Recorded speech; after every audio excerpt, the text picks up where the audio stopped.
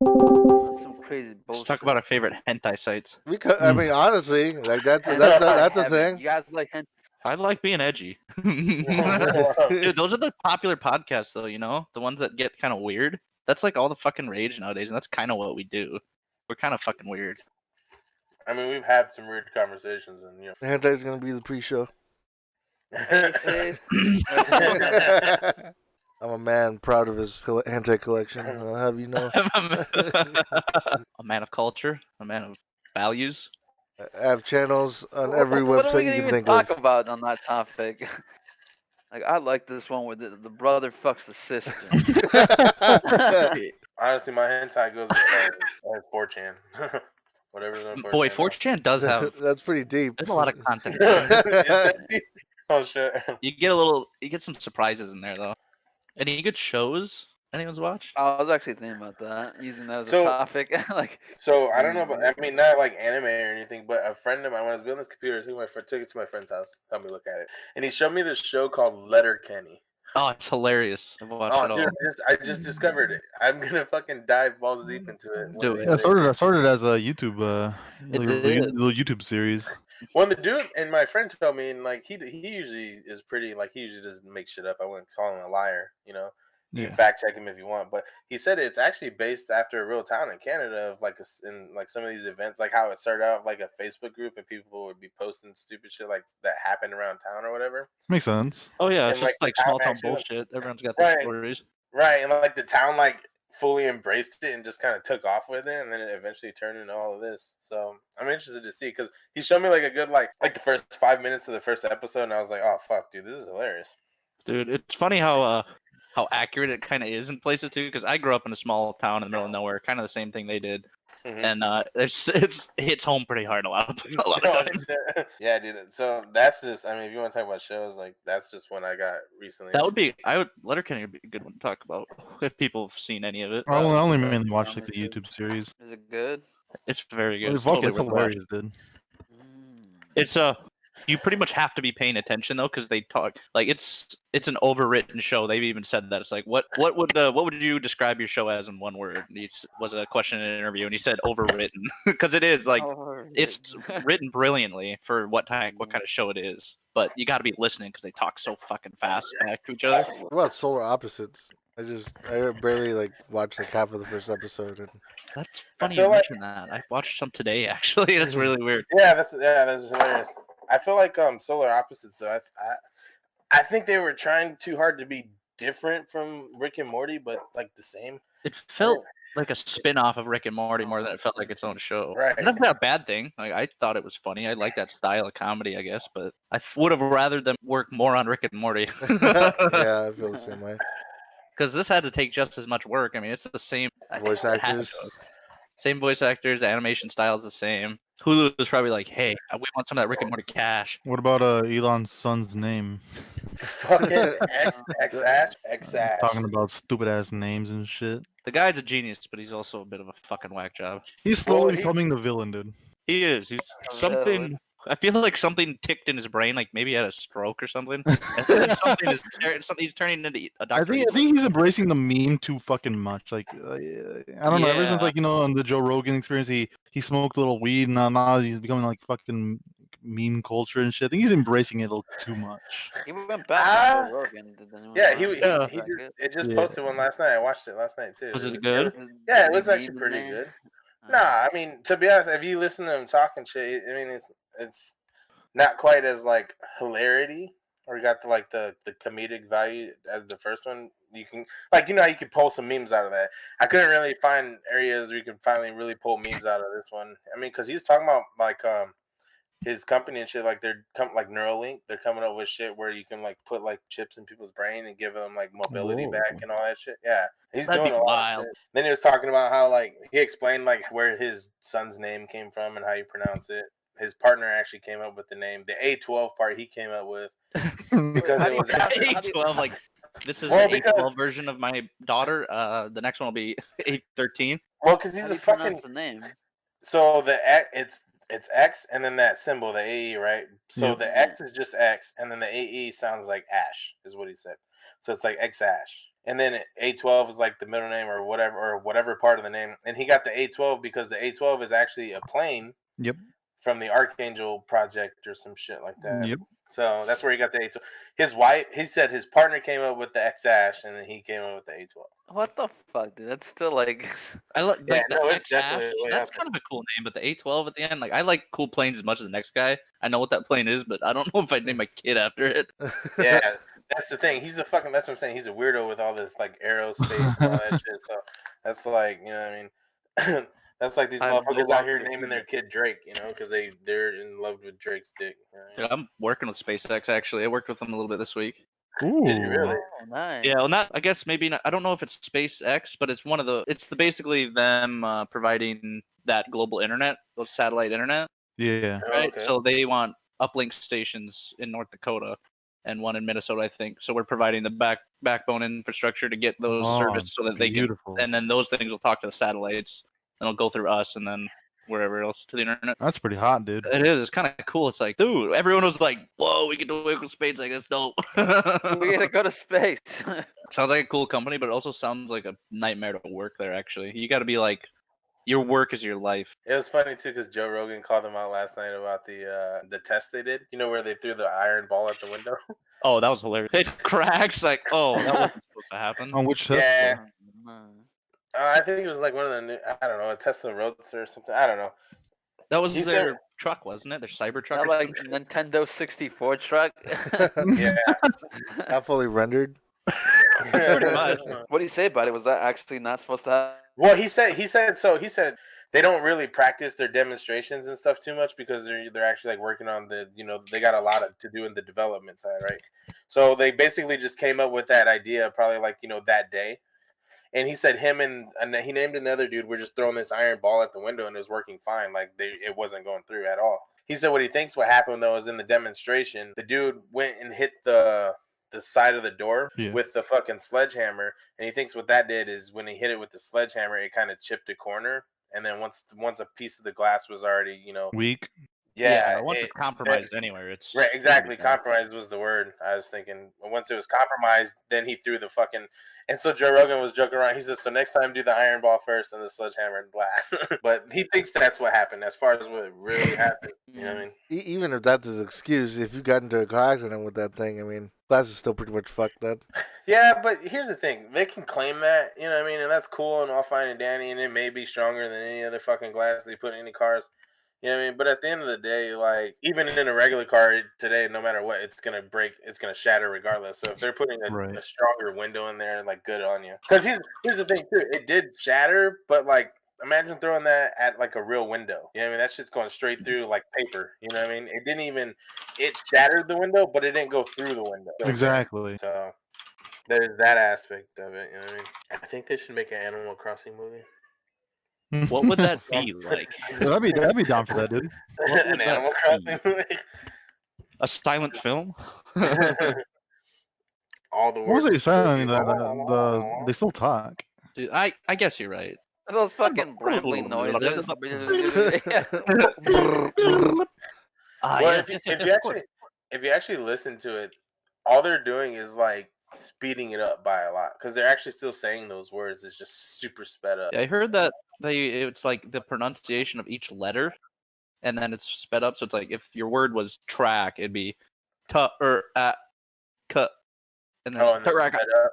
Yeah, track. So like you hear bits and pieces of like the sentence and the word. You're like, shit! I swear to God, he just said that because Yeah, and I also know they actually they change it depending on where you're at. So if you were listening to it in Spanish, they actually have to they had to change the entire like encyclopedia or dictionary for the whole like language. That's cool. So what you're telling me is that they have more dialogue and sound design than Final Fantasy 14. Right, yeah. Excuse me. A video game movie I'd like to see again. I know they're actually remaking it. Is the Mortal Kombat movie. Dude, is that confirmed? Because like that's been rumored for 17 years now. Shit. So the way it came out was I think in 1994, 1996 they came out with the first Mortal Kombat movie, which is just Mortal Kombat. And obviously, you guys remember that whole fucking soundtrack, Mortal Kombat. And, Oh yeah. Yeah. and then just about a year and a half later, with different directors, different actors, they completely bombed the next movie, which was Mortal Kombat Annihilation. And it had complete gross CGI, and like characters were just being paid out the ass just to be paid, and it was pretty bad. It actually flopped. I know they spent around 30K or 30 mil, and they ended up making like at least I know they made double that, but then because they had to pay out to everybody, they actually ended up going into the negatives, and so that's actually what killed the franchise. But apparently there was a third movie in the works, which was called I can't remember the name of it, but there was a third movie in the works, and it got canceled in 2002 because of Hurricane Katrina, and so that's where the whole Mortal Kombat thing stopped. Up until is that the one? All right, Made in Florida? what is the ones that were like on YouTube where they actually had like Michael J. White and like that was the whole cop like thing? yeah, that was Mortal Kombat Legacy, and, and that one had obviously different directors and all that. But that one, personally, I didn't really like because I think it took the whole franchise too seriously. Gave it too much of a realism. I wouldn't say like it tried too hard to be dark, and I didn't really like that too much. Oh, I see. Yeah, it kind of turned me off from the whole, yeah. I really appreciated the first one because like it symbolized like it symbolized the whole saving the world thing. You looked at the three main characters of Earth Realm, and they're like, oh, okay, that's pretty cool. But ever since 2016, 2017, they've been working on another new Mortal Kombat movie, and they actually brought back one of the main directors of the film, which he worked on the Resident Evil films as well. Those movies are shit. I gotta agree, those movies suck. But apparently he dropped out of the Mortal Kombat movie after the first one because of the direction they wanted to take it, and so he was like, "Nah, dude, I'm just gonna take another film franchise and make it my own." And he's actually said on an interview the only reason he doesn't leave the Resident Evil one is because he doesn't want what happened to Mortal Kombat to happen to Resident Evil. Even though he at least still has some kind of control to be like, no, that's fucking shit. Like, yeah, I mean, I feel like whatever he does to the Resident Evil movies, he does it for the fans. But regardless, I feel like it's kind of already done, and it's kind of like, why are you still pushing out these movies, bud? Why? Just don't. Yeah, no, we're actually supposed to be seeing trailers very soon, within the next 6 months for the next Mortal Kombat movie, and actually, it's scheduled to release January of next year. Does anybody know what they're doing with the movies that were like supposed to come out within the last 2? Like the Mulan movie was supposed to come out, like, and there was like other movies that were supposed to come out in actual theater. Are they just pushing them back and then they're gonna like give them? I heard some movies are gonna be released direct to like stream. Yeah, there's been a couple already. And then some are actually just being pushed back by theater.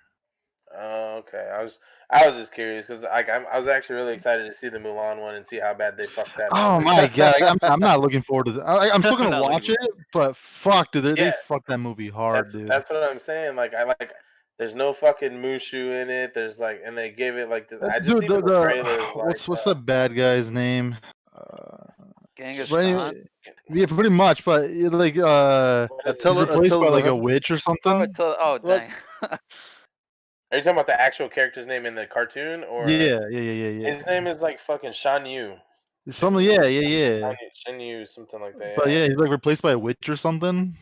Yeah, I saw that. It's like, oh no! Why do they feel the need to change that stuff? That's what I don't understand. Maybe that was I the have original. no idea. Maybe that was the original version of it. Who knows? Well, shit version then. Dude, I would not be upset at all if they went scene by scene and just made it like live action of like the original. I would still go pay to see that. Isn't that what Lion King did though? But Lion King was kind of. How was that? Was that Lion King? Okay, so Lion King did it to a certain degree, but they also changed like to me. Don't get me wrong, they had a lot of good singers in there, and the singers did their fucking thing. But I feel like a big part of Lion King was the music song, like the songs when they would come on, and like the fucking art design and everything that just kind of pulled you in while they're singing the song. You know what I mean? And the live action version was just Hey, Timon and underwhelming. Pumbaa Didn't have weren't the even same voiced by the charm. original character Yeah. actors, dude. Pumbaa was Seth Rogen, hmm and Was it really? yeah, and Yeah. So Oh dumb. and Timon no! was this one guy. I forget his name, but Who? he played in Parks and Rec, and he had like a YouTube series. Was it Aziz? I mean, Or he's a somebody else? no. It's I mean, he's a pretty hilarious dude, but I just didn't really want him as Timon. Timon. I heard the Aladdin one was Oh, Yeah, the that Aladdin one was decent. pretty good. yeah, Actually, that one. Yeah, I did that watch one's- that. I've never actually watched it. Even though the Aladdin, Will Smith Aladdin, Aladdin looks fucking weird as. dude. No, actually, it was just that one scene. Everybody like they put that stupid ass scene in the trailer, and everybody was like, "Ew, fucking gross." And they went back and corrected it, and it's still kind of gross. But like the rest of the movie, it's just that one scene, dude. The rest of the movie, he looks perfectly fine, and like I do like that. Obviously, he'll never replace Robin Williams, but he did do his own little like twist to Will Smith. Genie. Yeah, Oh yeah, Will like I actually really liked him. Like I remember when it was first coming out, people were giving him shit like, "Oh, why is he playing that?" or "Ooh, why they make him blue?" or some bullshit like that. And I don't know. I really enjoyed his portrayal of Genie. Yeah, it was. There was some gripes I do have with that movie. Like, there's just parts in there that I just don't fuck with. Like, did they just they Mr. just made it. Popo him? They just No. no, not at all, not at all. I do like how they for anybody who hasn't seen it, spoiler, but I do like how like when it comes on, it's like him like free with his family, and then it's kind of like him telling the story. Because like how the original Aladdin, the cartoon version, like it starts off with the narrator, and it starts off the same way except for it's Will Smith or the genie narrating it, so it's pretty dope in that way. Like I said, there's still some parts in there, and if you've seen it, you know what I'm talking about probably Yeah. that are just like way better than the Lion King one though. Oh, absolutely. Yeah, Absolutely. I felt like the Lion King movie actually lost a lot of its like a lot of its allure because it was animated. Some things shouldn't be like live action. Yeah, like live that. action. I mean, Yeah. It doesn't translate as well for movies like that, in my opinion. Like they got that charm, that old school nice animation charm. Like that was 90% of the draw, at least for me. It was just how well animated it was for the time, and the live action adds like this really weird, realistic feel to it, to a really fictional, story. So it's just like, I don't know. Well, and see, even then, like, even if you're gonna go live action, you got fantasy movies like The Hobbit and all this other shit. You know what I mean? That push live action and like do crazy, unrealistic shit. Which I feel like they should have went that far and did some of that unrealistic shit, but they didn't, because the unrealistic shit to me was what made the movie good. Like, particularly the part was when they're fucking the song that Simba and Nala sing when they're trying to escape from Zazu, the bird. How they like can't wait to be king, and there's like animals piling on top of shit. I would have liked to see what that looked like in live action. To be honest, Yeah. you know what I mean? They're probably But they sitting didn't- in that table like, guys, how the fuck do we animate this scene? There's way too many animals in this shit. Right, and so there's that. But regardless, that whole movie reminds me of a saying I heard before. It's like, it's not really a saying. I don't fucking know where I heard it, but it's just because we can do it, should we? Like, Yeah, Right. you know what I mean? exactly. Like, we can make it. We have the technology, but should we? I think more people should ask questions like that when it comes to some things. Like, I don't know if you guys ever heard of The Labyrinth, that old movie. Yeah. They're remaking that. are they really? Yeah, I heard about that. Yeah, Isn't they're that a weird remaking like it. movie with the eyes on the hands David thing? Bowie. First of all, it's not Oh that no, that's a weird. different Okay. one. Oh, okay. I was thinking about something else. I don't think Yeah, I've seen that one. it was good, man. I mean, I watched it. My mom made me watch it when I was a kid. And I It's was that guy glad with- she did, because it was good. But it's David Bowie. Oh, So there we we go. can't- Yeah, it is yeah. David Bowie. Okay. The tight pants. Yeah. Speaking of Yeah. David Bowie, Very. I don't want to change the subject, but has anyone like gotten into David Bowie at all? Because it's pretty No. crazy. I can't say I've dived that far. So the crazy thing was like he released an insane album that was so different and so good called Black Star. That was his last album, and it released And the album has a very overarching theme of death, like definitely. There's a lot of songs and music videos, and he died a week after that fucking thing was released. Oh fuck! It was creepy as shit. It was basically like his goodbye fucking album, and he died. It was insane. What was the cause of his death? I'm not sure actually. I don't recall. Coronavirus. Some medical something. I don't know if he had cancer maybe. Let's find out. Yeah, somebody go find that out. Because if it was suicide, then I mean, It wasn't suicide. Okay, I know okay. that. No. That would have been much darker. yeah, yeah. But people said that he was, basically almost on his deathbed when they were like trying to record some of that. Oh wow. Like so his voice and the way he sings is it's so frail and everything. Like it is unbelievable. Like I don't think I've ever listened to something. Was it liver cancer? That's a tough one to come back from. Fuck. But no, if you guys haven't listened to that, if you like dark, ambient kind of like just I don't even know how to describe it because I've never heard music quite like it before. Like that album music. is insane. Yeah, exactly. I'm good. My personal favorite is two of the favorites of the album is Lazarus, and then Lazarus Pit. Dark Star or Black Star, the title name of the album. They're incredible. It was called Dark Star, the album. Dark Star or Black Star. Black Star. That's it. Sorry, it's a fantastic fucking album. You should definitely listen to that if you like that stuff. Absolutely. It doesn't really sound a lot like his old stuff either, because some of his really early stuff I'm not a huge fan of, like Starman and a lot of his classics are really good. A lot of his other stuff didn't really stick with me, but this whole album was like, oh shit. Well, while we're on the topic of music, I don't know if you guys saw the Fortnite concert. That's crazy. I actually didn't see it. You actually didn't watch it? Oh, dude, it was pretty good. No.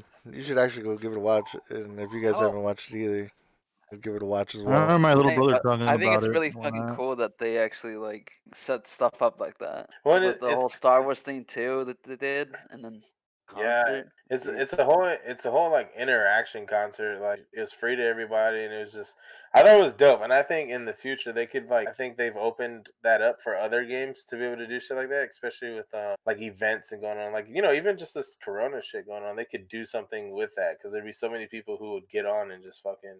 Yeah, but how am I going to mosh pit at home? You just slam your head against like the computer monitor, like, yeah, I'm getting so fucking rocked up. They did that with Marshmallow, didn't they? As well, didn't they? I think there was I think Marshmallow was there along with the rapper, whoever that was. What was his name again? The one that is it Travis Scott? Travis Scott. There you Yeah. go. Yeah. Travis Scott. I don't know, it was cool. And then I like the whole like I'm really into visuals and stuff, man. And like it was like so how, like you're at a concert and you got a guy on a stage, right? And they put the lights behind them and like the screens, the LEDs, all that stuff, and they kind of try to make it as submersive as possible, right? Yeah, it's an experience more than just listening, Exactly, and that's what I liked about this a lot too, because like they were able to like really make it submersible, because you're like in this, you're like a character and you're running around watching this like big ass giant dude, and then like he's also like doing doing fades and like teleporting to like the beat and shit, and then like eventually it leads you into like space, and you're just like floating around in space, like still trying to watch this concert and like interacting with it. I thought it was it's just very very submersive, I thought, and I thought it was fucking legit. It gives people more creative freedom, because when you go to a concert, they've got limitations, right? How big is the stage going to be? How big is the venue? Where can we mount the lights? How do we get everything set up? It's a big process, which I'm sure it is. Setting up a concert and animations for that, I mean, that looked like it was a shit ton of work. But you have creative freedom. You can make anything happen. You're not limited to anything, so you can have a giant dude walking around the world you created. Exactly, and you know what applications that brings me to too is like, maybe I shouldn't say this on the podcast because I could get some fucking money, but like do stuff like that in like VR, and then just imagine like make it like a legit concert. Somebody can pay X amount of dollars to watch this animated VR concert. Yeah, you know what I mean, and then. Like obviously, so that would be the exclusivity of it, how to make money off of it. But just imagine like some of the death metal bands or some of the rappers or just even some of these out there trippy bands and stuff like that you would like to go see. Maybe not necessarily can, and then just put it on a VR it doesn't even have to be VR. It could just be also in game like this was. They can have like chains that like the creative freedom to fucking make it as wild as they want, like fucking underwater concerts and shit. I don't know. It gives you a sense of community more so than in the game too. Like I've noticed the same thing with Eve, which is it's more about it's less about the game as you get more into it and more about the people you're playing with. And when you have something like that, it's like, yeah, no one's playing the battle royale. They all logged on to get on with other people to do this in a totally different way than people normally do when they get on to play like Fortnite, you know?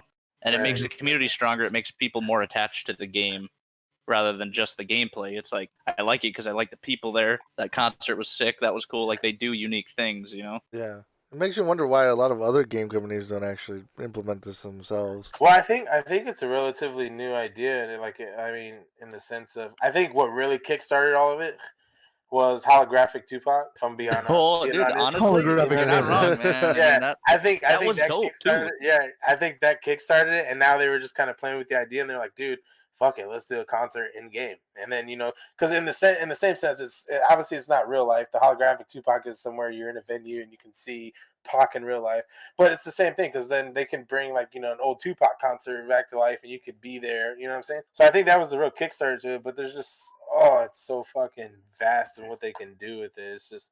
Would it be cool if there was some sort of platform that could handle that smaller bands that might not have, you know, the Travis Scott reach, right? Because not everyone can hire those guys and do those animations. Like, that's unrealistic for a lot of game companies. You know, imagine if there was a way for a smaller band to actually like perform in concert virtually with them, you know, but actually perform live, maybe. And then they could even get practice in that you wouldn't have to deal with the logistics. Like, if there's a way to do that, I feel like that'd be helpful for bands and any fans. That would be a pretty good game. The like idea to make just like at least like a venue or something, and just like well, have honestly, people, like, honestly, I don't think that's too far from the reach because like if you just in that sense you like they already have VR games, right? So these band people could just set up some VR system on themselves. You know what I mean? And then go and they can do their concert and then people can just tune in. You know what I mean? The problem is the audience. Fortnite did this because they knew it'd be a success because they had so many people playing the game. They knew people would do it. If you don't have the audience or the active members to make it work, then you're not going to shell out money to do it and to have someone come on or whatnot. You know, it has to be the right community with the right active player count for it to ever work. And there's not a lot of games that are like that, to be honest. Fortnite for sure. Well, I almost think of it in the sense of what is the fucking game? I don't like it, but I know Josue played. I know some of you guys played it. The VR chat, is that what it is? Oh yeah. It kind of like, you know, you can go in, you can make your own character and stuff, and then just attend random concerts. You know what I mean? We saw some people singing and shit in the concerts when we played. like, Remember they that? had like a cafe bar or something. And there was like a mic stand and stuff that you can go up and talk, and everyone generally just listens. Yeah, people did. Like there was one dude who was playing real guitar through his mic and singing and shit, and you know, it's pretty good. I can see that definitely being a way to get out there. I mean, people do it already, but VR chat is another small audience. You know? Yeah, like there's like 20 or so exactly. people. Almost, yeah, your average heavy metal listener isn't going to play fucking VR chat. You know, so. Well, but what I was meaning by that is like, so they kind of already have a platform for that, and then just kind of like take that platform and meld it and do your designs and shit and make it work for a concert style. Yeah, I think the best way to freaking do it would be to have a platform or a game or something that accommodates like the widest audience possible. Like you could have people go in there with VR, you could have people in regular screens, and maybe even log onto your phone, whatnot, and just listen to live bands, and then have that be its own, almost it's like only function, you know? So you do it really well. Maybe there isn't an underlying game, because that's where you limit your player base too, is like if people don't like the game, why the fuck would they come to the concert? If you take the game away and just make the draw the music, maybe it would be more successful. Yeah, that's exactly how I felt with Fortnite. My 11-year-old man, he was all hyped about it, excited, blah blah blah, telling me, "Oh, they're gonna have Travis Scott's concert, blah blah, on Fortnite." And as soon as he said Fortnite, I tuned out. But now that I've actually took the time to sit down and watch the concert, I was like, oh, you know what? That would have actually been pretty cool to you know, be a part of. But yeah, you're right with that. As soon as I heard Fortnite, I was just like, yeah.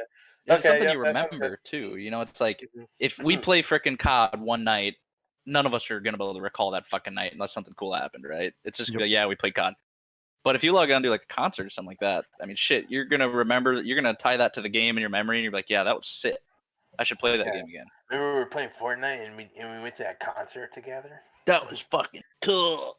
I will say though that like going to a real concert, that shit is pretty nice. Like the exhilaration you feel from like the music. Oh hell yeah, dude! The fucking bass just going through your body, dude. When I think about a virtual concert though, like I don't know, I feel like I just turn on Spotify or something and just like listen to there or something. Yeah, that's a Right. barrier. You'd It's have to cool, find a but like break. You know? like you'd have to like set it up so nicely, like, and I feel like that would cost a lot of money. I feel I like mean, the it's way hard the to do. Fortnite did. Yeah. Yeah. Well, see, and that's what I was saying. I think it's just a step in the right direction with the visual part as far as the submersion goes. That stuff that you're talking about is going to be much harder to to emulate, because a lot of that what you're talking about is like real physical stuff, like the beats from the bass, you know what I mean, of the speakers, and then also a big thing about concerts too is fucking the energy you get from just the other people around you, you know what I mean, as well. And that's Mhm. you can't feel that over No, VR. You know you what I mean? really can't. That's what I'm saying. Like, it's probably gonna be a while, as opposed to just tuning into a virtual, just watching and Right. listening. You Dude, would they need would have to. sensations like, oof, energy. I think the main draw for Yikes. me, if I were to use a platform like that, would be to see bands that I might not have the chance to ever actually see since they don't tour around here. Like I've got a lot of bands that I like a lot, but all they do is tour Europe. That's it. Oh, That's just where they're hell. from. That's Gotcha. what they do. Mm. So Mhm. I'll never be able to go to one of those concerts realistically, and I'll never be able to hear them live. And if they do a Uh, U.S. besides tour, they usually go to recordings. like New York, Florida, or like California. So Yeah. what's the Yeah, odds that you'll actually exactly. be able to make it out there when they come to town? Mhm. So it seems like it could almost be like a SoundCloud with virtual audiences. You know, wouldn't that be that'd be kind of cool? Yeah, I think so. I think there's a platform for it. It would just need a lot of work to get it off the ground, and you would have to do it right the first time, because if you do it terribly, it's gonna flop. You know what The I mean? problem is too, there's not a lot of money in music that isn't top headline music. Right. Like there's bands that you think are really successful that you like a lot that probably aren't as successful as you think they are in terms of like finances, you know. And that's a hard barrier to cross too. You know what isn't hard to do? Choosing Well, the PS5 over the Xbox. You're already Yeah, you're categorizing yourself already. You're already picking a line. Is that what you're doing? Boys, we all know Picking a PS5 side. is superior. dude, doesn't the Xbox, the new Xbone, have better stats though, It, dude? just because it has better stats doesn't mean it'll have better games. This is true, And- but it won't have Halo, dude. Oh, but Yeah, Halo's coming to yeah. PC, isn't it? Yeah. shit, yeah. Yeah, it is. Fucking. I mean, we could definitely say all of us PC over both of these, but Yeah, definitely. but But if I have to pick one off the top of my head, just the way the last generation went, I'm going PlayStation. Yeah, uh, their But exclusives are better, dude. Honestly, they really are. it's just hard, because like for me, I'm a flip floppy person when it came to that, because like I had said earlier, I fucking hated the PS3, like with everything, every fiber in my body. I hated. No, I did. I really did. I hated the PS3. That was Xbox 360 all the way. Fuck PS3. And then the PS4 came out and the Xbox One came out, and I'm not gonna say like I absolutely hate the Xbox One, but I'm definitely PS4 all the way when it comes to that. And I don't know, it's weird because if you look at the UI and shit, it's a little bit different, but it's still basically the same as PS3, just like tweaked. You know what I mean? So I don't know what was the difference there. I couldn't even tell you. But so when this new generation comes out, I say all that to say I have no idea what. I'd have to just buy both. What's And something you guys want to see in the new hardware? Because let's be honest, like it's just a new one releases with better internals. Like what's the draw really? You know? I think overall, my overall decision usually came down to just games. Like what good games are gonna come out on this console? Like Final Fantasy VII, I think is still Sony exclusive for the meantime.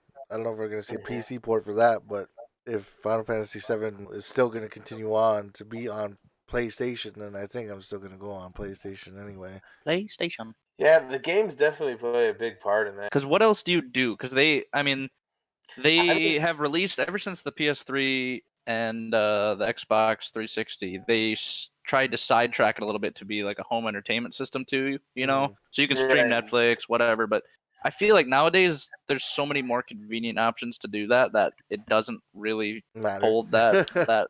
If I had to Yeah, choose one, I'd probably go with the Xbox. Why is Because one, that? I don't really play console games besides the Switch. I mean, I didn't even buy the PS4 or the Xbox One, and I'm perfectly fine without them. I don't know, like the PS5 looks interesting, but honestly, like my brother has an Xbox. And if I wanted to play games with him, I'd probably just buy an Xbox to play with him. Like I don't really care That makes for sense. buying AAA titles or owning a really expensive console. When was the last time I bought a AAA title? I don't fucking know. I usually buy those little indie games that cost like $20-$30. This So is true. PS5 is completely useless to me. Arguably better than most AAA games. Oh, I think, so. absolutely, That's the dude. sad Like, part, dude. look at those. Look at like Lethal League and like speedrunners, dude. How much fucking fun would you have with that shit? That costs like $10, dude. Hey, your last You AAA guys- title was Animal Crossing. Letting you know now. Oh yeah, I guess, but can you really call it a AAA title? Yes. Just because it sold a bunch of units, like is that really a AAA title? Around 11 million, right? What was their budget for Animal Crossing? Well, who Does anyone know? knows? Because I'm very curious. Because Nintendo is one of those companies that I feel like ever since the price moved up to $60 for a new game, back in God, when was it? When the PS3 basically came out, if someone, I think it was one of the CODs, came out with a $60 price tag, and that had never been done really before, and then immediately everyone just went to $59.99. Every single. The price really what considers the game a AAA title? Like, isn't it like the budget and like It's the studio, I think, brand? mainly. Pretty much, like look like Final Fantasy 15 and then like like Grand Theft Auto, Red Dead Redemption 2. Like I consider those like like AAA title. I think it's like the budget that the company places on it. I would say like how much value it has to the company, and so like you would look at Smash for Nintendo being that would probably be a AAA title. Yeah, so I wouldn't consider Animal Crossing one. I feel like Animal Crossing and Nintendo's always had this, and this is how I've always felt about their new games, is that they're always good, well-polished games, but I don't think in any fucking chance that they're worth $60. Oh, There's definitely I not. didn't pay $60 There's for never mine, enough dude. content. Dude, when it came to Animal Crossing, when I bought it, the only reason I bought it is because like an hour before it released, my friend was like, "Dude, buy it. We're gonna all play it." And blah blah. There was like it's basically a community thing, like a multiplayer like type of thing, and it did sound interesting. Like I actually bought it because I thought it was a different thing than than what it actually was. It was still decently fun, but like I found myself getting bored of it after like a good 3 weeks of playing it. It's choring in IRL, dude. Honestly, the reason it did well is because the quarantine, people were bored at home. It did. It provided this really weird like area to socialize with people that you can't socialize with at the point. Like you can hang out with your friends on your island. Like it came at a perfect time. Their launch was unfortunately like the greatest time to ever, but at a bad time for society, but a great time for making money. I mean, it definitely boosted sales for the Switch too. You can't even find one like we know somebody that works at Target. They're constantly selling out. That's a crazy thing too. That the fact that nobody can hold on to a Switch at the moment, like and that's why I'll buy the Xbox One. One of the main things I think the reason that you can't keep those fucking things on the shelf is their kid appeal. They're easy to use.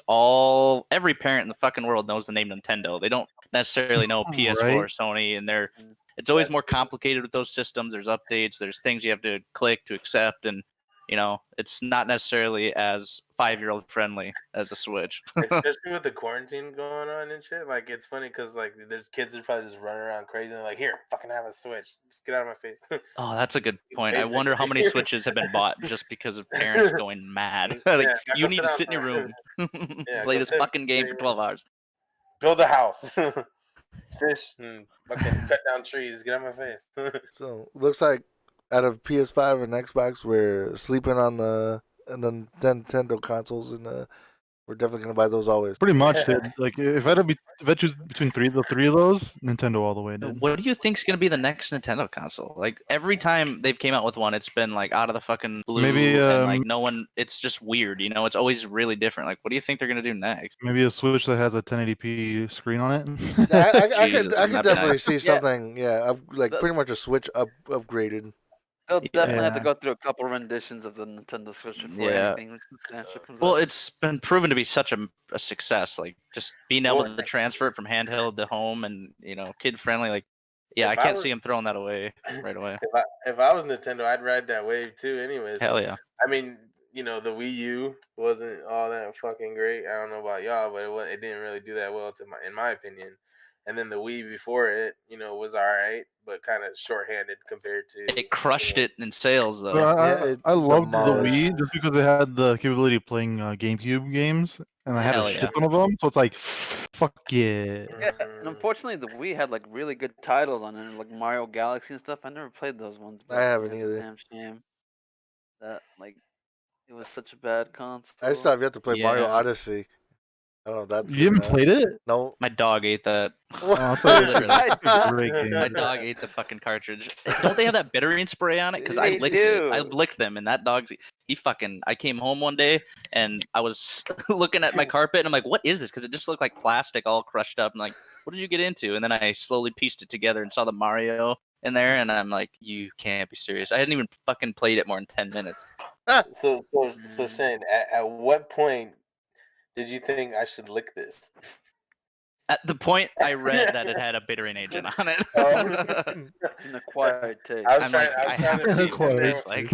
Just let me tell your story, and I was trying to figure out at what point, in there, like in the thinking process, like, ooh, let me lick this real quick.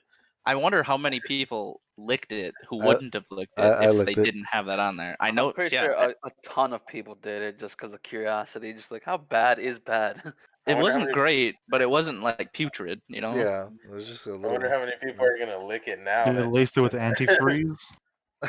yeah. We really don't want you licking these or swallowing these. It'll fucking kill you. My 11-year-old was just showing us earlier, like this fucking video they made for the what's his name, Booga.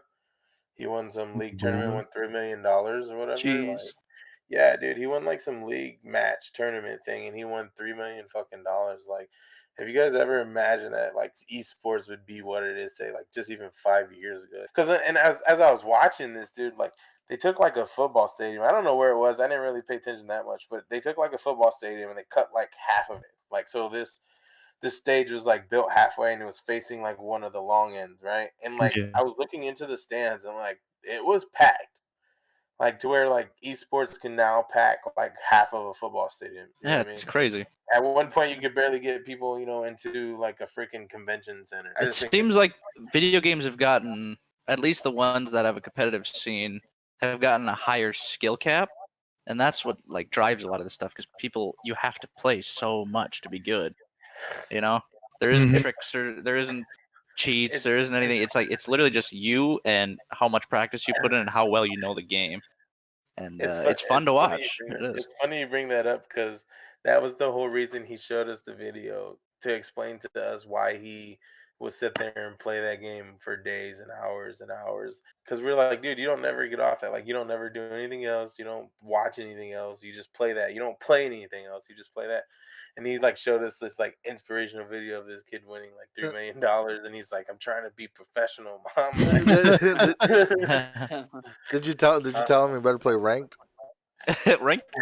But he only looked like he was like fucking 15, 16. Dude, that's your prime, man. For gaming like that, man. He's It is your fucking prime. Reflexes are like quick. And your brain is still a sponge, so like you can soak up new ways to do things just immediately with like no practice. It's ridiculous. Wouldn't it be nice? Because I feel like one of the struggles with competitive esports in general is that it's a pretty select group of games. There isn't really like any overarching company that provides like winning pots or pools or tournaments for like any game. Wouldn't that be kind of nice if there was one big company that offered up money for rewards for like any game you could think of, regardless of how popular it was, but they still had a chance in the limelight? The problem would be, how do you fund and how do you make that worth it to anybody financially? It'd be interesting if they were like, it was a website, or something that had like every game you could think of you could play competitively, and there would be scheduled times for all of them for tournaments, and like so anyone could get into it. I think the way you would do that would make like a social site, and then kind of like non-popular games that like still have like a fan base that would like to, win something. Just have them like pay into it. Like, it's just $1. You know what I mean? You put $1 in, and then that becomes the pot. Oh, that's You know a what I mean? cool idea. And, right. And then that way, the community for that game is putting up the money in small increments, small, like very doable increments. Not like, here, you got to pay $100 to enter this. You know what I mean? Because nobody's going to do that shit. But like small increments, small payments, and then have the community basically fund it. And then also there's going to be, a winner so to speak, who gets that money. So there's still the payout, and then there's still a way to fund it without That's interesting. actually having to be like, hey, Microsoft, look, man.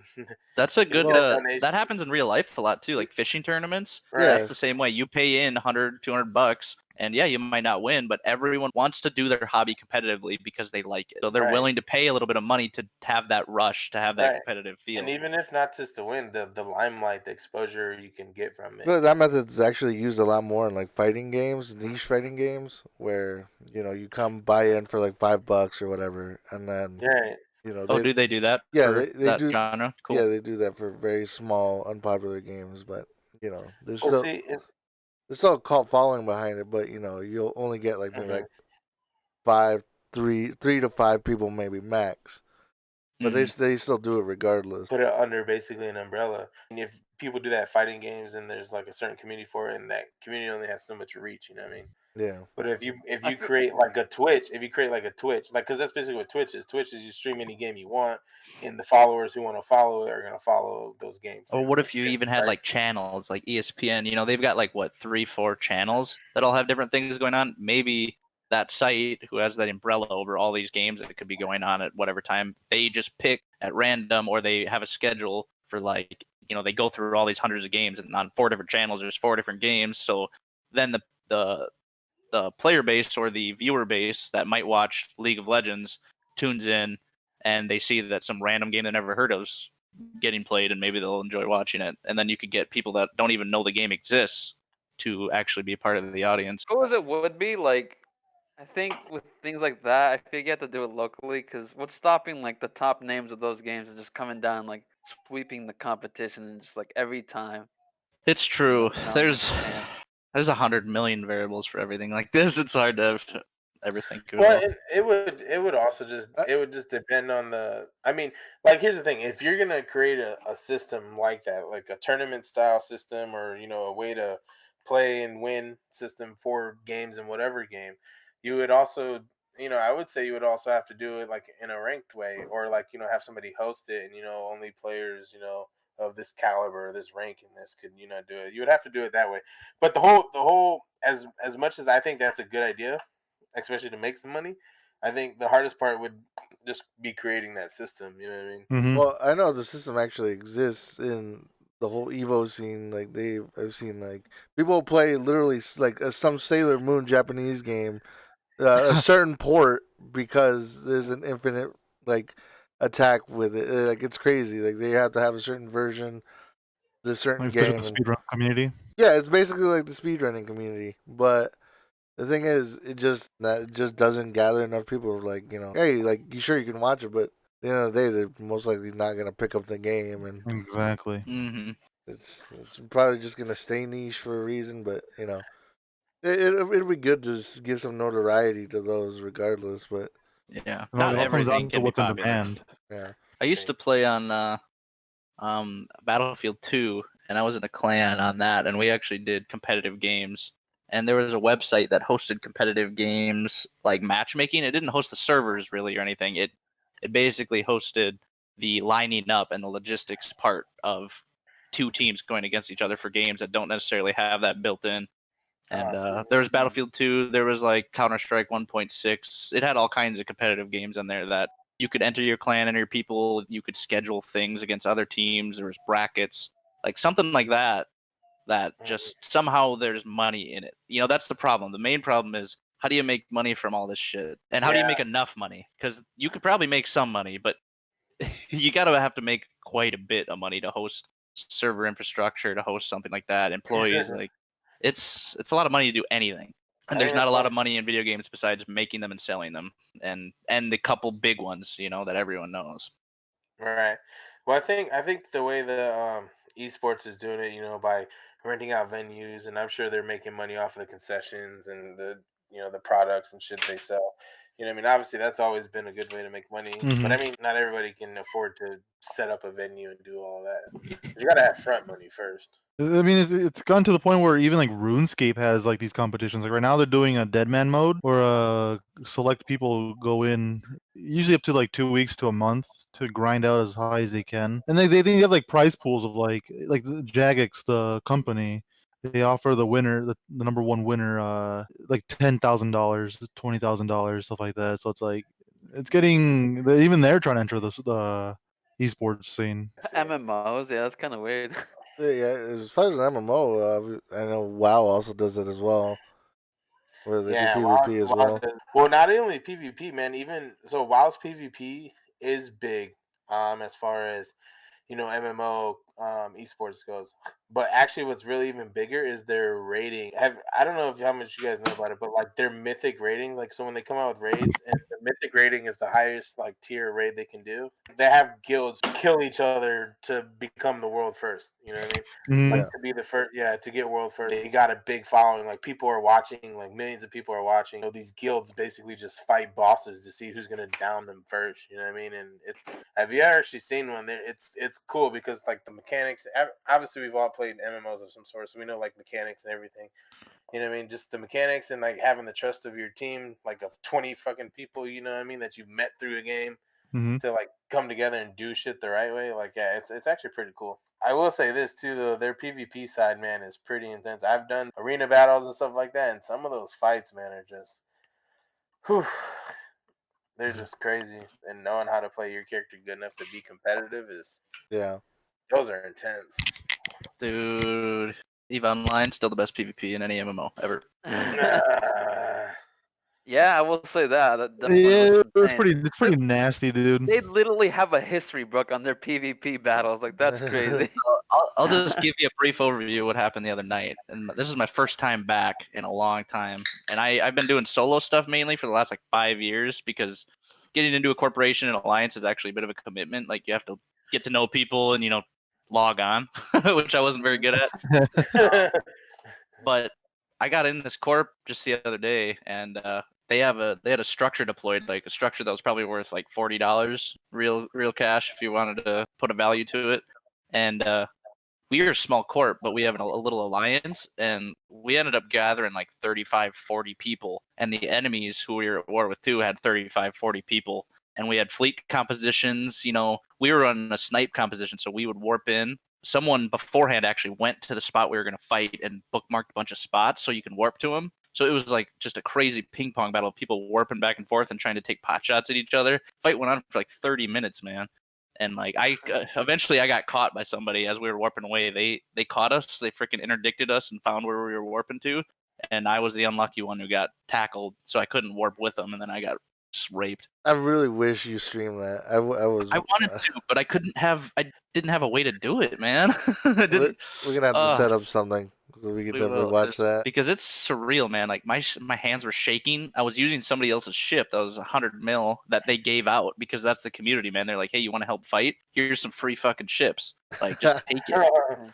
There's SRP programs where like there's corporations they take the tax money that you earn as you play the game, and then they buy things for the corporation. Like they buy equipment, they buy ships for you to use during these call to arms, basically. So you don't go broke doing it and helping people. And that was a small scale, man. When I played back in the heyday, there was a fight I was a part of that was 4,000 people. You had 500 people on TeamSpeak. There's like 3 TeamSpeak servers. It's insane. I've never had a game that was anywhere close to as real feeling, which is a good thing and a bad thing because it does take a lot more time, way more of a fucking commitment. But it's think about it. Remember a couple of years ago that huge battle that happened in EVE? Like, and you can translate the money, like you can translate the cost of all these ships to real life money. Oh yeah. So it's like that big battle that people lost like $500,000 to $1 million worth. Yeah, it's like insane. It's like Jesus Christ. And it's interesting because this game has taken such a different approach to the in-game economy than any other game. This one knows its player base. So from the beginning, I mean, the player base of this game is older people, probably 20 to 35. Shit, I've met some guys that are around here 50. Like, it's an old player base. So most people who play this have more real money cash than they have time to grind. So you can buy Plex and you can sell it for in-game cash, and it's through the game itself. It's not real money trading. Like, they know that their audience can only play a couple hours a night, maybe, if even that. But they still want money to have fun, so you can just do that. And it works fantastic for this That's scenario. cool. So you don't have to go like some sketchy website from some dude who was interviewed. Yeah, right? exactly. So like whenever I need cash, I just throw $20 at the game, and then I'm set for a while, you know. And other people who have time to, you know, fly and play the game more don't have to pay that. They can play the game to make the money. So it fits pretty much anybody. And somehow the economy has remained stable. I don't. Pretty Right. crazy. That's what I was gonna say. Like, how does it keep away from that whole like? Because like from what I've seen, I've never heard it be pay to win. No, it's Mhm. not. So- There is so no it's- there right. is no So- ship you can buy that makes you like invincible. Everything has a counter. See, Everything has drawbacks. So you that's can only fly one at a time. You know, so you got to make your choice. right. See, and that's dope to me that they're able to retain that and have essentially, like you said, the economy that they have, especially being able to implement real money and then people doing the real time, because that's usually an issue that pops up. Like, oh, this dude just throws money at it and he's like, blah blah blah. Yeah, That's cool that it doesn't make you good.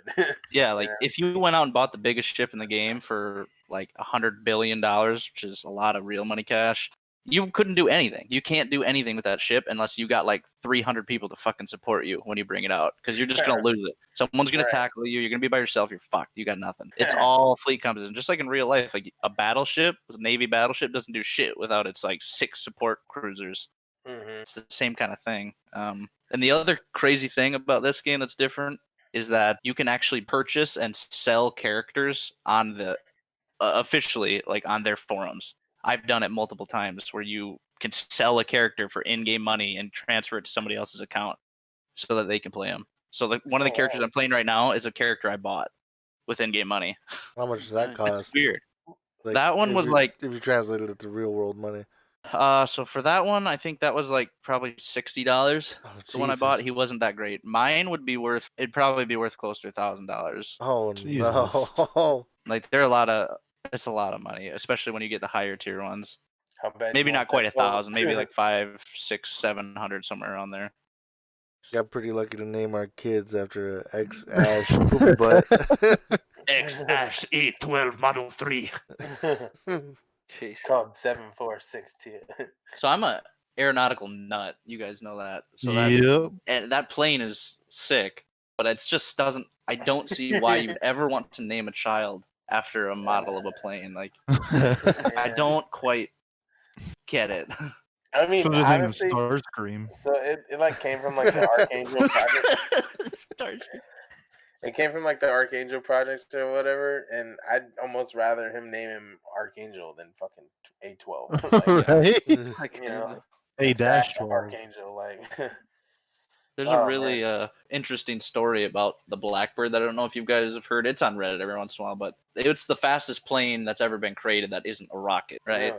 Which, yeah, it's the fastest plane. It holds a speed record for a quote-unquote plane. You know, it's not going into space. Those things go fucking wild. It was hilarious because in the story, and I'll just briefly summarize it, there was test pilots who were testing it over California, and there was an F-16 who was also flying around from an airbase in that area, and you're in contact with air traffic control all the time. A lot of the time, some of those Navy pilots, they said, or those Air Force pilots, they're kind of cocky a little bit, so they report to the ATC. They're like, hey, what's my ground speed? It's like they know exactly what their fucking ground speed is, but they just want everyone on the radio to hear how fast they're going.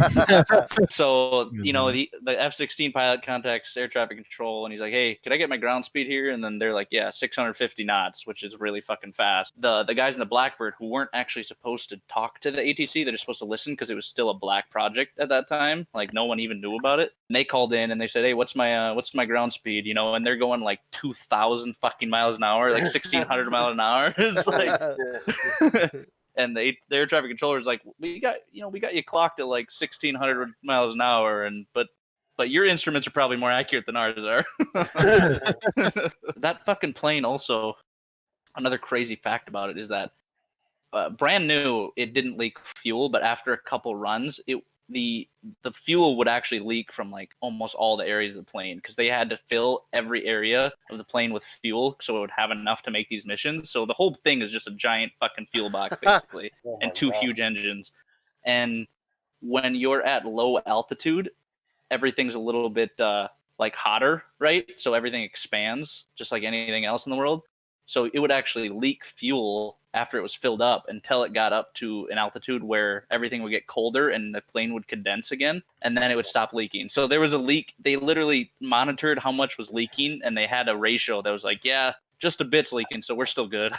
That's crazy. That's not good. Just imagine being the gas guy. I'm like, all right, put an extra 3 gallons in there because they're gonna lose it on the way up. Yeah, right. This bitch is really leaking. I don't know if you should take off. He's the kind of dude that at the gas pump, before when he hears a click, he just keeps going to round off that number.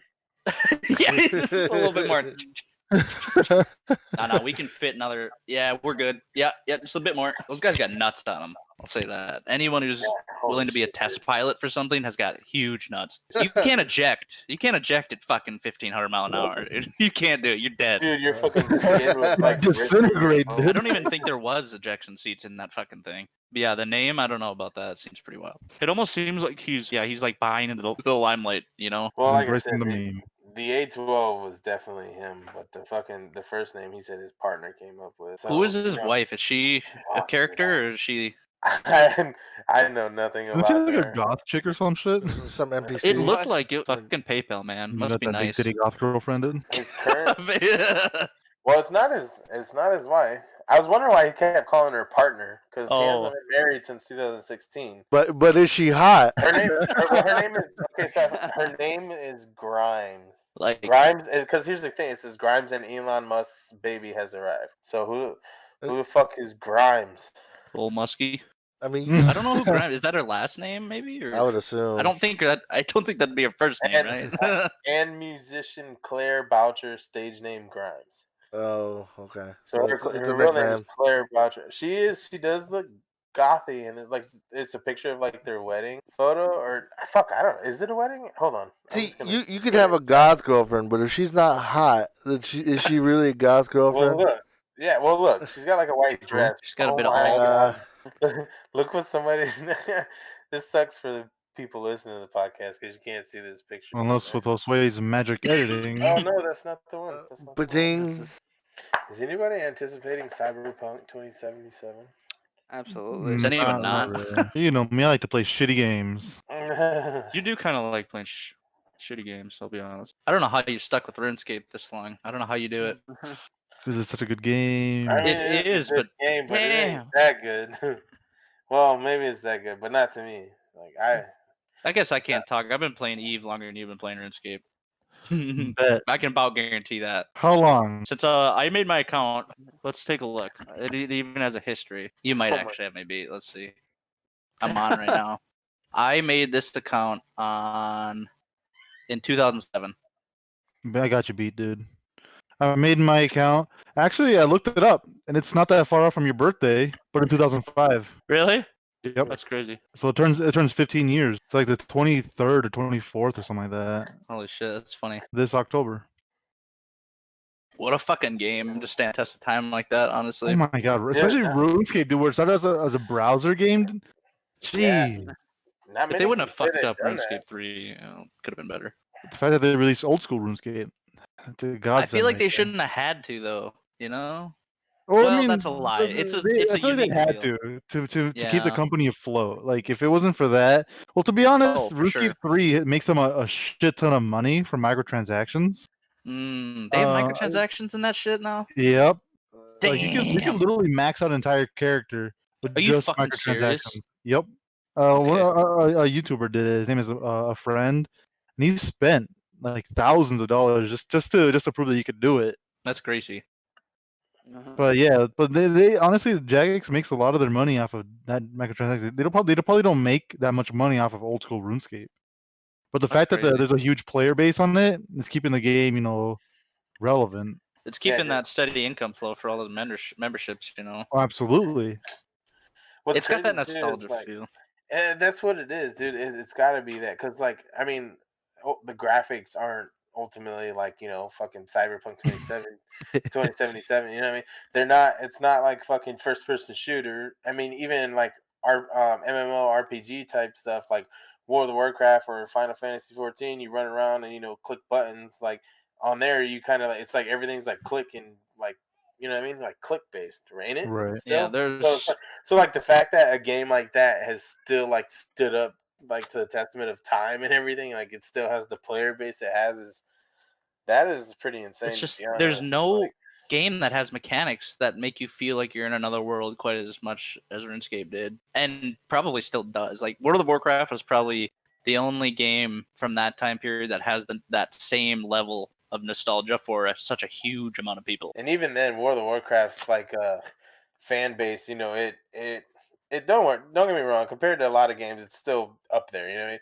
But its fan base definitely goes up and down with the expansions. Like some people just absolutely hate it and their numbers completely drop, and then some expansions like revitalize it and bring it right back. But like RuneScape just seems like it's been like a constant, like not like an up and down, not like it ever like really hit like a super peak thing, you know, every few years. It's just like a constant, straight up, like steady. If you guys want to see flow, some like, That's good true. ass content, though, you guys should watch like the Dead Man Mode finals. It's like the top PKers of the entire game. The amount of like focus you need and like how fast you need to click on things, and like it's just insane how fast these people are.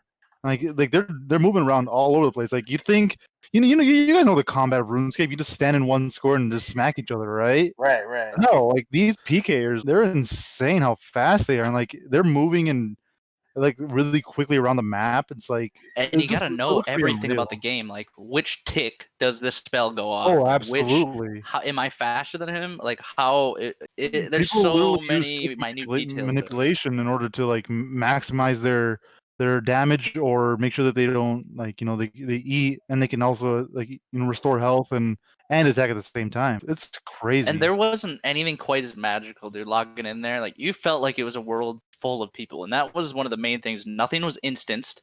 That was my big thing. I hated instances like, oh, I'm going to a dungeon with 8 people and it's just us. Like I like having that. This is a whole fucking world, and there could be 40 people right here trying to kill this boss. Right. And yeah, it might suck for me. It might make it longer, but you have that sense of community. It's like I'm not alone here. It's like I'm doing something with people. I don't know. And That was music. my draw. Same thing with the Eve. Sea for me, Shanty too. too. The Dude, fucking like the login fucking music. Oh, dude, that was like such a welcoming. Ooh. Dun, dun. Yeah. Yeah, like Jesus. Ooh, you know you're playing RuneScape. And then that like oh fuck me. Can you imagine 20 years from now when your kid looks back at you playing RuneScape like, what the fuck is This this? guy is stupid. Imagine just They're take playing on consoles that are on fourth dimension. Yeah.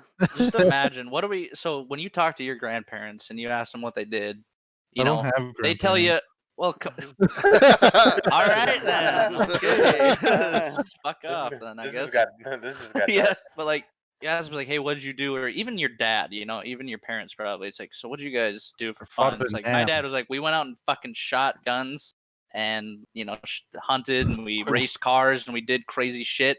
And when we're that age, when we're like 50 or 60, and our 25-year-old fucking son or daughter is gonna ask us, hey, tell me a fun story about your 20s or something. I'll be like, Spent 100 well, hours on an online game, grinding out one item. I got really into flight simulators for like 2 years.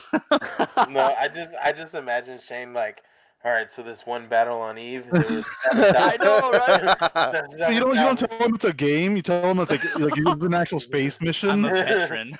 Yeah. I'm a veteran. Really though, like I've been in I this feel like that's corporation gonna be for 20 years. The time I that's gonna flew be with boring. X-Ash Archangel, Exactly. Whoa. our great commander. But at the same time, we'll never have those stories where it's like, yeah, we didn't have any money and we ate soup for like 4 fucking months, like or like we didn't have the because things didn't exist then, right? Either like the furnace systems weren't as good, the AC systems weren't as good. Like they tell stories about leaving the house because it's just unbearable to be in there, so they went swimming or did something. But we all live in such comfort. It's just like sit here on this computer, I guess. So like I don't understand it with kids, because kids, they have the energy and all that stuff to run. And not saying that the adults can't, because if you're well exercised or you're actually out doing stuff, naturally you would have that. But like Alexis is over here like flexing to himself right now. I know, right? Oh. It's just honestly, I think a big part of it is like the world we created as far as like money and financially. Like, You know what I mean? Like, you just, like, in order to do a lot of the things that we want to do as an adult, you need the money and stuff. And then you just don't have the time because now you're working 40, 50 hours a week. Yeah. You know what I mean? It's just, ugh. Hey, fucking hit accept, dude.